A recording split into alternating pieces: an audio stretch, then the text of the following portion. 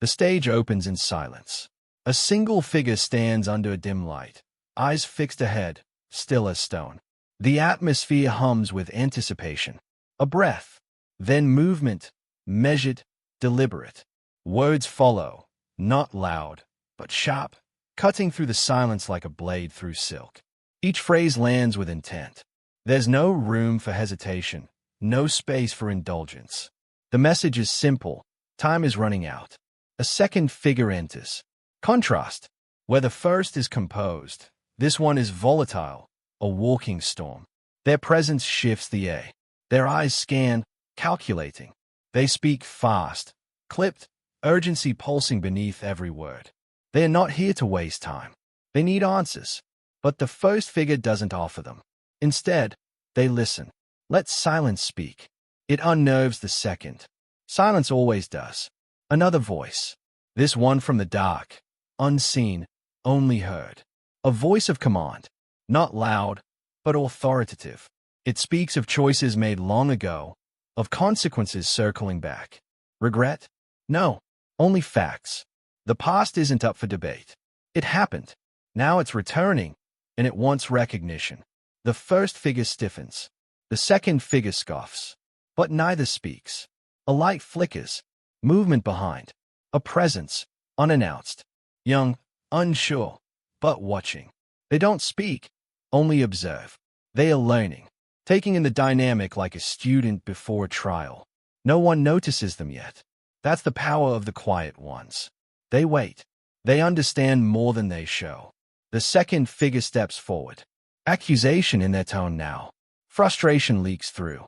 They've waited too long, lost too much. They need action. The first figure doesn't respond immediately. They consider. Their voice, when it comes, is even, measured. A choice must be made. Not rushed, not under pressure, but it must be made. The voice in the dark returns. It questions motives, challenges integrity. Not all who stand here are clean. Some carry secrets. Some have lied. It's not an accusation. It's a fact. And everyone here knows it.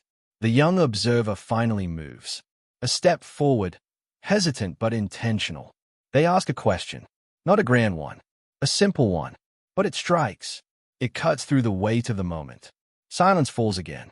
And then, clarity, not from revelation, but from confrontation. The truth was never hidden. It was simply unspoken. Until now. The first figure nods, slowly. The second figure exhales, fists clenched. The dark voice recedes, satisfied. Everyone is seen now. Nothing is hidden. The next move must come. Not from fear, not from force, but from choice. Each figure turns inward. There's no applause, no music, just awareness. This is where it starts. The light shifts.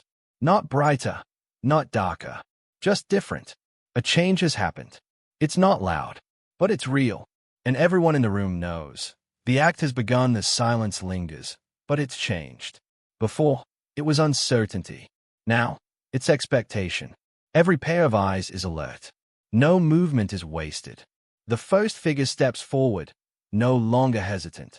Their voice is low but steady. They speak not to one person, but to the room. Not a speech, not a plea, just truth. Plain, unfiltered. They admit what others wouldn't. Decisions made. Lines crossed. Nothing sugarcoated. No excuses offered. The words hang heavy, but no one interrupts. The second figure listens, jaw tight. There's history behind that silence. Not agreement, not forgiveness, just recognition. The young observer remains still, watching, learning, processing. The dark voice returns, softer now, probing. It doesn't accuse this time, it asks. It wants to know what comes next. What's the cost of knowing too much? Of saying nothing when it mattered most? A fourth presence enters. Older, experienced. Their authority is unspoken but undeniable. They don't need to raise their voice. They command by existing. Their first words cut straight through. What are you protecting? It's not rhetorical. They want an answer. The room doesn't flinch, but the question lands hard. The second figure answers first. Deflects. Talks about duty, sacrifice, necessary losses. The fourth figure listens, unimpressed. The answer is too clean, too rehearsed. The truth is still buried. The first figure answers next. Their words are messier, honest. They talk about fear, about silence born not from guilt, but survival. And suddenly, the room understands. This isn't about right or wrong. It's about weight, what people carry, what they bury. The young observer finally speaks. Their question is sharper now. They ask what no one else has dared. If you knew it would end like this, would you still have done it? No one answers quickly. Time feels suspended. The second figure speaks first, but their voice cracks. Not with emotion, but weariness. They say yes, because regret doesn't rewrite the past. It only haunts it. The first figure shakes their head. Their no is soft, but absolute. They wouldn't. Not again. The fourth figure steps forward. They don't pass judgment. They clarify. The lines have already been drawn. Sides already chosen. What matters now is ownership, not of outcomes, but of choices. A brief silence follows. It's not awkward. It's necessary. Every person present is now forced inward. What do they believe? What are they willing to stand by? It's no longer theory. It's personal. The young observer breaks the pause. They don't ask. They declare, we can't keep circling this. We need to move. And strangely, everyone listens. Not because of authority, but clarity. The dark voice recedes again. Its role is done, for now. It never wanted answers, only honesty. And it got what it came for. The first figure moves toward the edge of the space. Not to leave, but to act. They are ready now. The second follows, not convinced, but unwilling to stay still. The fourth figure remains, watching, measuring. The observer doesn't hesitate. They lead. The shift isn't loud, but it's final. No one looks back, steps echo. The pace is faster now. No more waiting. No more standing in place. Everyone has heard enough. What happens next must come from movement, not memory. The first figure leads with purpose, but not authority. They don't command, they continue. They've said what needed saying. Now they act. Their steps aren't loud, but they draw others forward. The second figure keeps close, not in agreement, but in necessity. They don't trust the path ahead, but they trust what's behind even less. Silence has done enough damage. It's time for sound, for consequence, for clarity. The observer moves with them.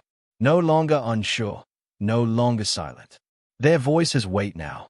It's not experience that gave it power, it's conviction. They ask direct questions, not for debate, for understanding. Ahead, a threshold. It's not marked, not guarded, but everyone feels it. Crossing it means no more hiding.